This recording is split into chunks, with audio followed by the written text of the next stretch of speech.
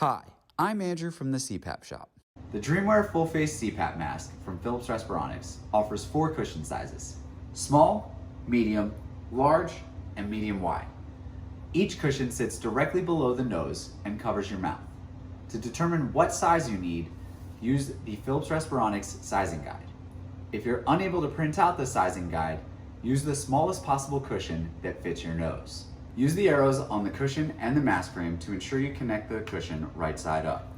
It snaps quietly into place on the frame on both sides. When you're ready to wear your mask, place the cushion over your mouth and hold it securely with one hand, while the other slides the mask frame over your head. The lower straps of the full face headgear have magnetic clips that connect to the cushion, providing a secure fit. Adjust the headgear straps as needed, but avoid over-tightening to prevent mask leaks. Caring for your Cpap cushion is simple. Clean it daily using warm water and a mild soap or detergent. Non-alcoholic, unscented Cpap mask wipes also work well. If the silicone appears damaged or discolored in any way, replace it immediately.